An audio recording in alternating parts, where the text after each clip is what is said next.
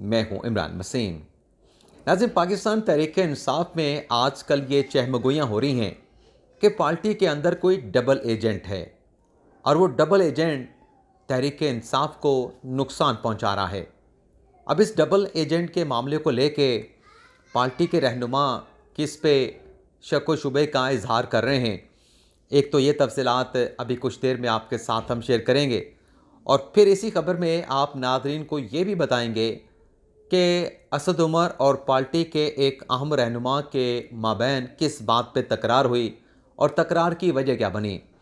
इस बड़ी खबर की तफसीलात बताने के बाद हमारे वीलॉग की जो दीगर अहम खबरें हैं उनकी तफसीलात भी आपकी खिदमत में पेश करेंगे। तो नाज़रीन, पहली खबर से प्रोग्राम का बाकायदा आगाज़ करते हैं। ख़बर नाज़रीन ये है कि 18 और 19 जनवरी को साबिक़ वज़ीर आज़म इमरान ख़ान ने अपनी पार्टी के जो सेक्रेटरी जनरल हैं असद उमर को एक डायरेक्शन जारी की कि वो इस्लामाबाद में पार्टी की पार्लिमानी पार्टी का इजलास बुलाएं और ये इजलास इस हवाले से इमरान खान साहब ने बुलाने का कहा था कि ये फ़ैसला किया गया है कि पाकिस्तान तहरीक-ए-इंसाफ ने जो इस्तीफ़े दिए थे वो इस्तीफ़े अब हम वापस लेने जा रहे हैं और तहरीक-ए-इंसाफ की कौमी असम्बली में वापसी होगी। ये नाज़रीन 18-19 जनवरी को इमरान खान साहब ने असद उमर को डायरेक्शन पास ऑन की। और इससे पहले आप नाज़रीन को ये बताना ज़रूरी है कि जब इमरान खान साहब ने फ़ैसला किया और इस फ़ैसले के हवाले से असद उमर को कन्वे किया तो इससे पहले तहरीक-ए-इंसाफ के 11, 1 और 35 इस्तीफ़े मज़ीद जो है, यानी 2 मरलों में 11, 1 और 35 इस्तीफ़े जो है वो पाकिस्तान तहरीक-ए-इंसाफ के अरकान के एक्सेप्ट हो चुके थे। तो इस सिलसिले में जो इमरान खान साहब ने असद उमर को डायरेक्शन दी, जो हुक्म दिया, उस पर 20 जनवरी 2023 को इस्लामाबाद खैबर पख्तूनख्वा हाउस में तहरीक-ए-इंसाफ की पार्लिमानी पार्टी का इजलास बुलाया गया।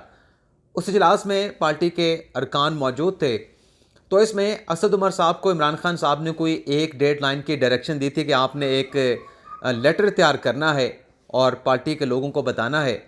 और उस लेटर में आपने सिर्फ इतना लिखना है, स्पीकर के नाम ये लेटर लिखा जाएगा कि तहरीक-ए-इंसाफ ने ये फ़ैसला किया है कि वो कौमी असम्बली में वापस आ रही हैं और जो इस्तीफ़े पड़े हैं स्पीकर के पास उनसे कहा जाए उस लेटर में कि वो तमाम इस्तीफ़े जो है वो तहरीक-ए-इंसाफ को वापस कर दिए जाएँ। तो ये डेड लाइन की डायरेक्शन थी और असद उमर ने खैबर पख्तूनख्वा हाउस इस्लामाबाद में होने वाले इस इजलास में पार्टी के लोगों को बताया कि हमने ये लेटर तैयार करना है और 1.5 सतर का ये लेटर होगा, चेयरमैन पीटीआई की तरफ से डायरेक्शन के हैं और उसी डायरेक्शन के ऊपर ये लेटर हम तहरीर करके स्पीकर को देंगे और फिर उनसे अपने अपने इस्तीफ़े वापस ले लेंगे। तो ज़रा ये बताते हैं कि पार्टी के एक बड़े अहम रहनुमा हैं, इमरान खान साहब के बहुत ही करीब हैं, बहुत ही करीब हैं और पिछले दिनों जो खैबर पख्तूनख्वा और पंजाब की असम्बलियाँ तहलील करने का फ़ैसला हुआ, उस फ़ैसले को इम्प्लीमेंट कराने में, यानी इमरान खान साहब के उस फ़ैसले में कि पंजाब और खैबर पख्तूनख्वा की असम्बलियाँ तहलील कर दी जाएँ,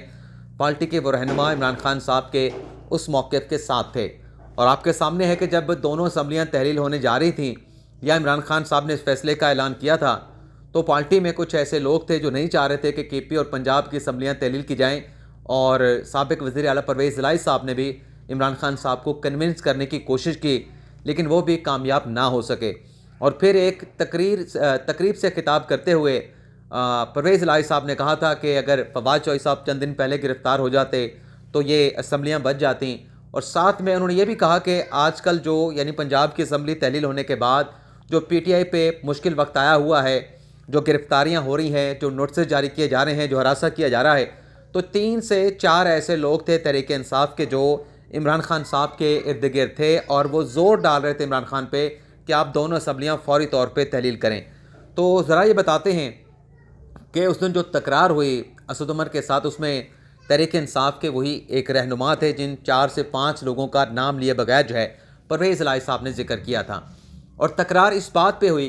कि इमरान खान साहब ने डायरेक्शन तो 1.5 सतर की दी थी कि उस लेटर में जो स्पीकर के नाम पीटीआई की तरफ से लिखा जाएगा, पार्लिमानी पार्टी के रहनुमा आमिर डोगर की तरफ से, उसमें 1.5 सतर की लाइन लिखी जाएगी।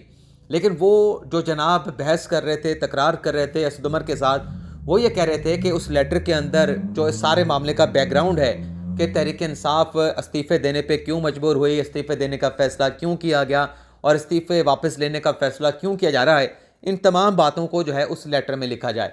तो असद उमर साहब ने बड़ा कैटेगोरिकली कहा कि नहीं, जो इमरान खान साहब ने कहा है 1.5 सतर से ज़्यादा इस लेटर में हमने और कुछ नहीं लिखना, इससे ज़्यादा नहीं लिखा जाएगा। लेकिन ज़रा ये बताते हैं कि इस मामले के ऊपर उस रहनुमा और असद उमर के दरमियान तकरार होती रही और उस दौरान जो है वो पार्टी के दीगर लोग भी अपनी राय देते रहे और इस दौरान फिर ऐसा हुआ कि जो इस्तीफ़े उन्होंने वापस लेने थे, जाके स्पीकर के साथ उन्होंने कहना था कि हमारे इस्तीफ़े वापस दिए जाएं। तो इस दौरान स्पीकर नेशनल असम्बली राजा परवेज़ अशरफ ने पीटीआई के 35 इस्तीफ़े दूसरे मरले में, यानी 11 पहले एक्सेप्ट हो चुके थे, 35 दूसरे मरले में, तो तीसरे मरले में जो 35 इस्तीफ़े पीटीआई के एक्सेप्ट हुए तो वो 35 इस्तीफ़े स्पीकर साहब ने एक्सेप्ट कर लिए। तो पीटीआई में ये सोच पाई जाती है कि वो जो एक ताख़ीर हुई, जो तकरार चलती रही, तो वो जो तकरार करने वाले रहनुमा थे वो गालिबन उनके ऊपर शकूक व शुबहात का इज़हार किया जा रहा है कि वो गालिबन पार्टी के अंदर कहीं डबल एजेंट का रोल तो इदार नहीं कर रहे। अगर उन्होंने ऐसा नहीं किया तो फिर पार्टी के अंदर ऐसा कौन सा बंदा है जिसने स्पीकर को या स्पीकर के हवाले से किसी शख्स को जाके बताया या उसे मैसेज कर दिया या बता दिया गया किसी भी तरीके से डायरेक्टली इनडायरेक्टली। तो इस दौरान अभी हम वापस असम्बली में जाने के हवाले से इजलास कर रहे थे, तो इस दौरान ख़बर आती है कि पीटीआई के मज़ीद 35 लोगों के इस्तीफ़े एक्सेप्ट कर लिए गए। तो ये डबल एजेंट की एक बात जो है पाकिस्तान तहरीक इंसाफ में चल रही है कि कोई ऐसा बंदा है जो पार्टी के अंदर डबल एजेंट का किरदार अदा कर रहा है, जो पार्टी की खबरें बाहर सियासी मुखालफिन तक जो है वो पहुँचा रहा है। और फिर आपको ये बताएं कि जिसके साथ तकरार हुई असद उमर साहब की, जब ये 35 इस्तीफ़े एक्सेप्ट कर लिए गए और पीटीआई के बाकी जो अरकान बचे उस इजलास में ये खबर पहुँची,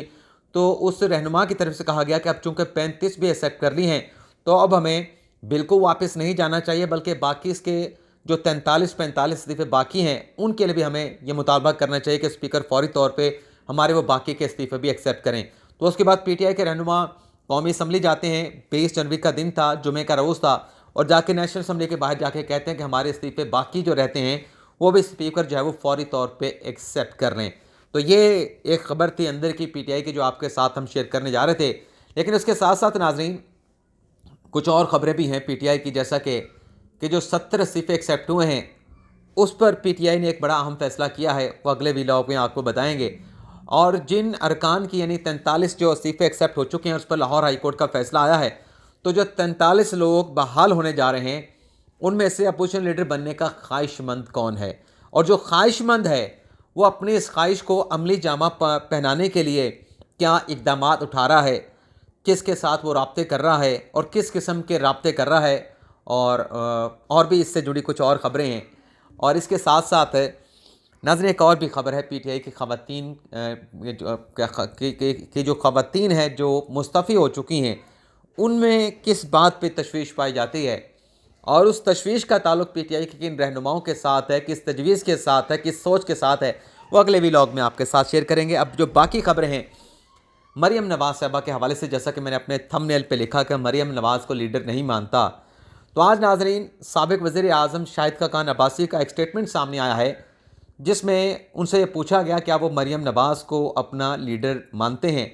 तो शाहिद खाकान अब्बासी ने बड़ा कैटेगोरिकली कह दिया कि मेरा लीडर जो है वो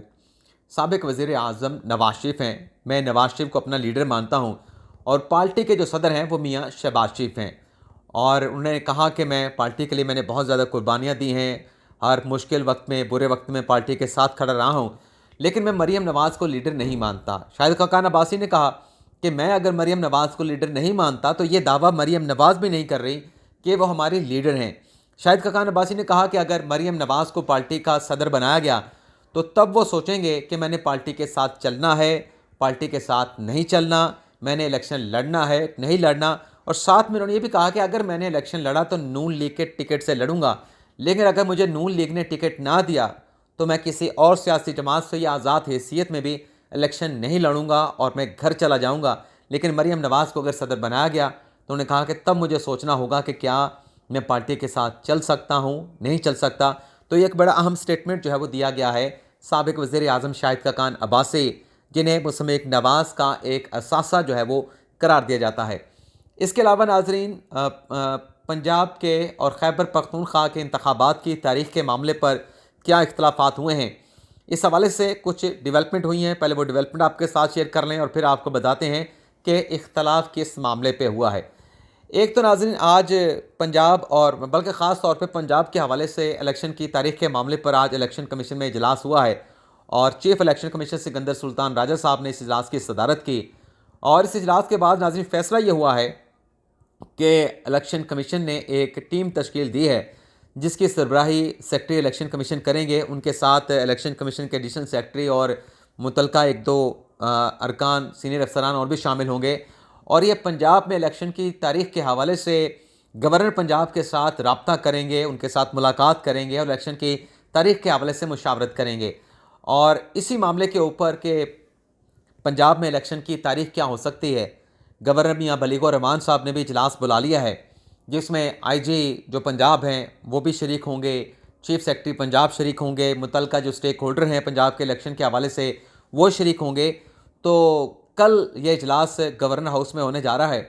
और इसमें पंजाब में इंतखाबात की तारीख के हवाले से मुशावरत हो रही है। और ये भी कहा जा रहा है कि इसी इजलास में जो इलेक्शन कमीशन की टीम है वो भी गवर्नर के साथ जो है वो मुलाकात कर सकती है और वो भी इलेक्शन की तारीख के मामले के ऊपर जो है गवर्नर के साथ जो है वो मुलाकात और इस मामले पर उनके साथ मुशावरत करके या कंसल्टेशन करके वापस इलेक्शन कमीशन में आके जो मेंबरान इलेक्शन कमीशन के उनको इस मुलाकात के हवाले से, इस मीटिंग के हवाले से ब्रीफ करेगी।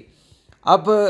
इख्तलाफ इस मामले पे हुआ है नाज़रीन, चंद रोज़ पहले सुप्रीम कोर्ट ऑफ पाकिस्तान में जो इस्लामाबाद हाई कोर्ट की बार एसोसिएशन है उनकी जानिब से नाज़रीन एक दरख्वास्त दायर की गई सदर सुप्रीम को Islamabad high court bar Shoaib Shaheen की तरफ से। और उस दरख्वास्त में, उस केस में सुप्रीम कोर्ट बार एसोसिएशन के जो वकील हैं आबिद ज़ुबैरी साहब, उनकी खिदमात हासिल की गई और बाकायदा तौर पे जो इस्लामाबाद हाई कोर्ट बार का जो एक अलामिया है वो जारी किया गया शोएब शाहीन की तरफ से। और उसके जो लेटर पैड है इस्लामाबाद हाई कोर्ट बार का वो इस्तेमाल किया गया कि ये बार की सतह पे पटिशन जो है वो सुप्रीम कोर्ट ऑफ पाकिस्तान में दायर की गई है ताकि सुप्रीम कोर्ट खैबर पख्तूनख्वा और पंजाब के जो गवर्नर्स हैं, इलेक्शन कमीशन है, उन्हें हुक्म दे कि दोनों सूबों में इलेक्शन की तारीख और शेड्यूल का ऐलान किया जाए। तो ये गालिबन जुमेरात के रोज़ दरख्वास्त जो है सुप्रीम कोर्ट ऑफ पाकिस्तान में दायर की गई। लेकिन आज नाज़रीन एक अलामिया जारी किया गया है इस्लामाबाद हाई कोर्ट बार के सेक्रेटरी जनरल की तरफ से, यानी जो सेक्रेटरी हैं इस्लामाबाद हाई कोर्ट बार के, उन्होंने ये अलामिया जारी किया। और इस अलामिया में जो सदर शोएब शाहीन ने सुप्रीम कोर्ट में दरख्वास्त दायर की है उस दरख्वास्त से मुकम्मल तौर पर लाताल्लुकी का इज़हार किया गया और ये कहा गया है कि ये बार के नॉलेज में लाए बगैर, बार को बताए बगैर जो है शोएब शाहीन साहब ने ज़ाती हैसियत में यह दरख्वास्त दायर की है, इसका बार के साथ जो है वो किसी किस्म का कोई ताल्लुक़ नहीं है। तो जो पंजाब और खैबर पख्तूनख्वा के इंतखाबात की तारीख लेने के लिए शोएब शाहीन साहब सुप्रीम कोर्ट आए थे और जिस बार को कोड करके उनका नाम लिख के दरख्वास्त दायर की गई थी, उस बार के सेक्रेटरी ने जो है वो इस पटिशन से जो है वो लाताल्लुकी का इजहार कर दिया और ये कह दिया है कि हमारा इस सियासी मामले के साथ जो है वो किसी किस्म का कोई ताल्लुक़ नहीं है। इसके अलावा नाज़रीन कुछ और भी ख़बरें हैं। एक तो यह है कि शेख रशीद साहब के नॉमिनेशन पेपर के ऊपर एतराज़ात को ख़त्म कर दिया गया है और शेख राशिद शफीक जो कि भतीजे हैं शेख साहब के, उन्हें पीटीआई का टिकट जारी कर दिया गया है। महकमा एंटी करप्शन पंजाब ने उस्मान डार साहब को गिरफ़्तार करना चाह रही थी,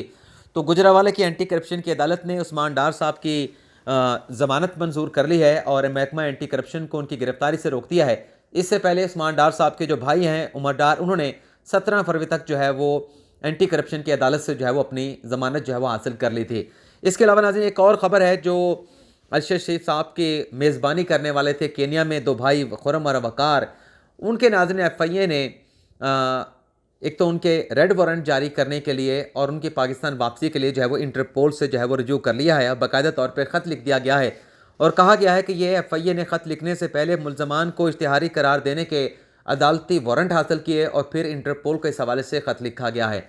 और कुछ और भी नाज़रीन इसी मामले से जुड़ी ख़बरें हैं, लेकिन वो फिर अगले व्लॉग में आपके साथ हम शेयर करेंगे। लेकिन इमरान खान साहब के साबिक़ वज़ीर ख़ज़ाना शौकत तरीन के ख़िलाफ़ मुकदमा दर्ज हो चुका है, जो उनकी मुबैना ऑडियो सामने आई थी और उस एफआईआर में सिर्फ शौकत तरीन को नहीं बल्कि उसके साथ नाज़रीन जो खैबर पख्तूनख्वा के वज़ीर ख़ज़ाना थे तैमूर झगड़ा और पंजाब के वज़ीर ख़ज़ाना थे मोहसिन लगारी, उन्हें भी इस केस में जो है वो नॉमिनेट कर दिया गया है। तो ये था नाज़रीन आज का हमारा व्लॉग। आपसे इजाज़त चाहते हैं। अल्लाह ताला हम सब का हामी नासिर हो।